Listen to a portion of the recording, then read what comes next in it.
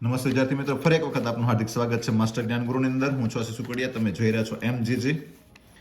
આજનો વિડીયો ધોરણ 10 બોર્ડનું ઇંગ્લિશનું જે પેપર હતું, બરાબર, code number 16 second language Gujarati માધ્યમ ના આપણે જેટલા એક એક વાક્યના પ્રશ્નોના જવાબ છે એની આપણે ચર્ચા કરવી છે.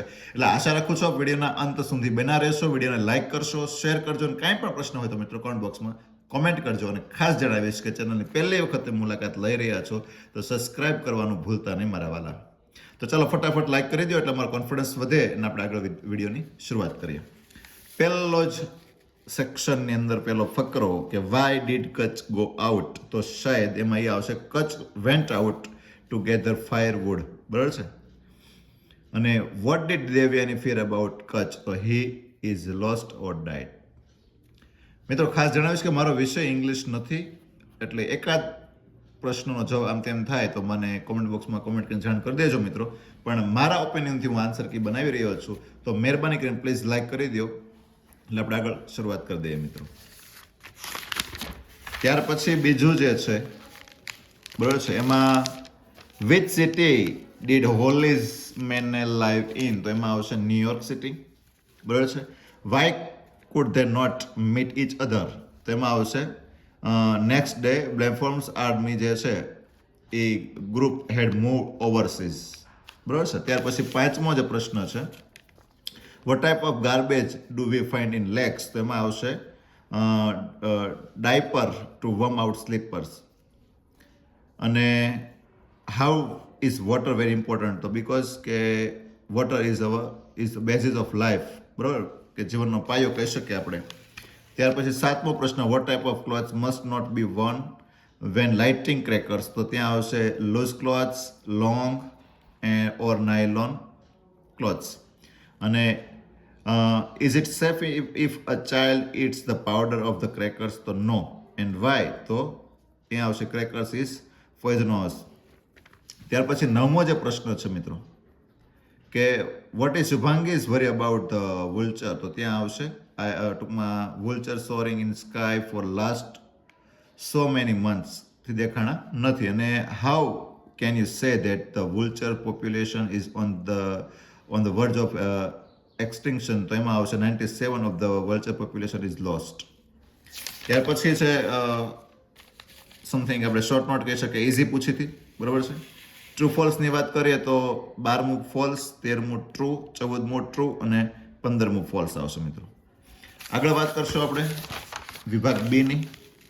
તો વિભાગ બી ની અંદર તમે જોઈ શકો છો 16મો જવાબ છે અહીંયા આવશે, બરાબર છે. 17મો જવાબ અહીંયાથી લખવાનો છે અને 18મો અહીંયા લખવાનો છે મિત્રો. ચાલો પછી 19મો જવાબ છે એમાં આવશે ફતિક ચક્રવર્તી, અને 20મો જવાબ જે છે અહીંયા આવશે અહીંયા સુધી. 21મો જવાબ જે છે મેં લખ્યો તમે વાંચી શકો છો, સેટ ઓન ધ લોગ, ટૂંકમાં અહીંયા છે ક્યાં ગયું, સેટ ઓન ધ લોગ, આ આવશે. 20માની અંદર આવશે આવડો, on the bank of river. અને 21માં આવશે એટલું લખો તો ચાલશે, I will thrash you, I will thrash you, આ છે 23માનો જવાબ. ચાલો આગળ આવશું ડેટા રાઇટિંગની અંદર. ટૂંકમાં આપણને ડેટા આપ્યા હતા, જવાબ લઈને ગોતવાના હતા. તો વોટ ઇઝ ધીસ ડેટા, એમાં આવશે પાન કાર્ડ લખો તોય ચાલે, અને પરમાનન્ટ એકાઉન્ટ નંબર લખો તો પણ ચાલે, આ લખો તો પણ ચાલે મિત્રો. ત્યાર પછી 25મો જે પ્રશ્ન હતો, which department is the data concern with, તો એમાં આવશે ઇન્કમ ટેક્સ ડિપાર્ટમેન્ટ. શું આવશે? Income tax department. પછી whose son is the owner of this card, એમાં આવશે કોનો છોકરાનો કાર્ડ છે, તો એ આવશે પિતાનું નામ વાસુદેવભાઈ દવે. ત્યાર પછી 27માં how old is the owner of this card, તો 2026 પ્રમાણે 52 વર્ષ, નકર બર્થ લખી નાખો તો પણ ચાલે મિત્રો, બરોબર ને. ત્યાર પછી who will you inform that who will you inform to if you found this card, તો commissioner of income tax department આવશે, આખું આવડો, બરાબર છે. આખું લખો કે ખાલી એટલું લખી નાખો તો પણ ચાલે મિત્રો. ત્યાર પછી આ તો બ્લાઇન્ડ સ્ટુડન્ટ માટે હતું, આપણે આ જોઈએ, બરાબર છે. ઓકે, તો 29મો જે જવાબ છે મિત્રો એ અહીંયા આવશે. 30મો જવાબ અહીંયા આવડો આવશે. 31મો આ લીટી આવશે, you should bring all those ideas out and try them practically, અને અહીંયા 32મો આવશે, બરાબર છે. હવે આગળ વાત કરીશું સેક્શન સી. પણ હજી એકવાર કહું મિત્રો, લાઇક કરવાનું બાકી હોય તો લાઇક કરી દો એટલે અમારો કોન્ફિડન્સ પ્લસ થઈ જાય મિત્રો. હવે 33માં સી, 34માં ડી અને 35માં એ. ત્યાર પછી જે છે મિત્રો, 1 મિનિટ હો, હા, 36મો જવાબ વાત કરતો તો 36માં સી, 37માં બી અને 38માં ની અંદર એ આવશે મિત્રો. હેલો, આગળ વાત કરશું. 39માં સી, 40માં બી અને 41માં ની અંદર આવશે ડી. અને ખાલી જગ્યા જે હતી મિત્રો, તો ખાલી જગ્યામાં પહેલામાં સ્પ્રે આવશે, પછી અધેર આવશે અને આમાં આવશે એસાઇન. બરાબર છે. ઇરેક્ટ એટલે સ્ટ્રેટ, રેસિસ્ટ એટલે સ્ટોપ અને હાઇન્ડ એટલે બેક સાઈડ. ચાલો હવે આગળ વાત કરશું વિભાગ ડી ની. પણ એક વાર કહો મિત્રો, લાઈક કરવાનું બાકી હોય તો પ્લીઝ લાઈક કરી દો, એટલે ફટાફટ આપણે આગળ વધશું.